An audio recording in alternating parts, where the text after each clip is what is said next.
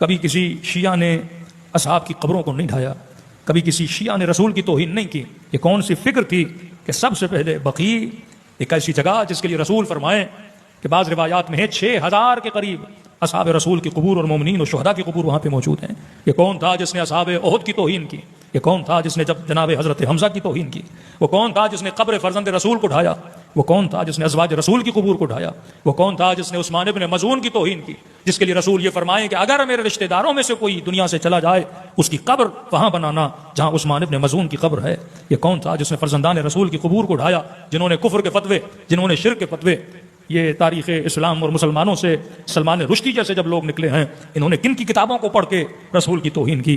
انہوں نے کون سی روایتیں پڑھ کے رسالت کی توہین کی، انبیاء کی توہین کی؟ وہ کون سا مکتب تھا جس نے رسول کی توہین کی؟ اور یہاں تک کتابیں لکھی گئیں، کسی صحابی کے نام پہ کتاب لکھی، کلیاذ باللہ 50 آیتیں قرآن کی ایسی تھیں جو اللہ کی بھیجی ہوئی نہیں تھیں، شیطان کی بھیجی ہوئی تھیں، اور رسول کو پتہ نہ چلا لیاذ باللہ، اور کوئی صحابی تھا جو نبی کو بتا رہا تھا یہ آیتیں اللہ کی طرف سے نہیں ہیں، یہ آیتیں شیطان کی طرف سے ہیں۔ کون ہے جس نے رسول کی عصمت پہ حرف اٹھایا؟ کون ہے جس نے ازواج کی توہین کی؟ کون ہے جس نے آل رسول کی توہین کی؟ یہ ایک ہی عقیدہ ہے، یہ ایک ہی ناصور تھا اسلام میں جس نے مسلمان کو مسلمان سے لڑایا، جس نے گلے کٹوائے۔ وہ کون سا مکتب تھا جن کے لیے کسی قوم کا خون پینا ایسے ہے جیسے انسان پانی پی لیتا ہے، کسی قوم کے گلے کاٹنا ایسے ہے جیسے جانوروں کے گلے کاٹے جاتے ہیں؟ وہ کون سا مکتب ہے جس نے موصل میں 400 جوانوں کو ایک دن میں موت کے گھاٹ اتار دیا؟ یہ کون سی فکر ہے جو بسوں سے اتار کر شناختی کارڈوں کو چیک کر کے لوگوں کے گلے کاٹے جاتے ہیں؟ یہ فکر اسلام نہیں ہے، یہ فکر بنو امیہ ہے، یہ فکر یزیدی ہے جس کا مقابلہ امام حسین کرنے کے لیے نکلے تھے، جس کا مقابلہ امیر المؤمنین کبھی نہروان میں،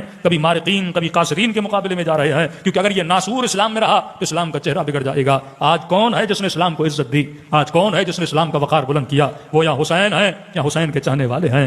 آج کون ہے جو آل یہود کے مقابلے میں کھڑا ہے؟ آج کون ہے جو مسلمانوں کی حفاظت کے لیے سپر بن کے کھڑا ہے؟ ایک طرف وہ ہیں جو مسلمانوں کے گلے کاٹ رہے ہیں، دوسری طرف وہ شہید حسن جیسے، وہ شہداء لبنان جیسے کہ جنہوں نے کوئی مذہب کی تفریق نہیں کی کہ یہ شیعہ ہے یا سنی ہے، بس ایک نعرے پہ چلے جو علی بن ابی طالب کا نعرہ تھا، کونوا للظالم خصما وللمظلوم عونا، کہ جہاں جہاں ظالم نظر آ جائے کہ مت دیکھنا اپنا ہے یا غیر ہے، اس کے مقابلے میں کھڑے ہو جانا، اور اگر مظلوم تجھے سزا دے مدد کے لیے تو یہ نہ دیکھنا شیعہ ہے، یہ نہ دیکھنا مسلمان ہے، اگر وہ انسان ہے اور مظلوم ہے تو مدد کے لیے ایسے جانا جیسے حسین ابن علی کربلا کے لیے روانہ ہوئے تھے۔ اگر اس کے لیے بچوں کی قربانی دینی پڑے تو دے دینا، اگر اس کے لیے جان کی قربانی دینی پڑے تو دے دینا۔ ارے مدینے میں امام کی نماز بھی بچی ہوئی تھی، سیدہ زینب کی چادر بھی بچی ہوئی تھی، سکینہ کا بچپنا بھی بچا ہوا تھا، لیکن مولا کس لیے نکلے؟ راہ حق کے لیے نکلے۔ تو جب تک امت اس ناسور کو اپنے اندر سے نہیں نکالتی، جو ناسور رسول کا بنا ہوا نہیں، اسلام کی صورت نہیں، بلکہ کفار نے مسلمانوں کے اندر بنایا ہے،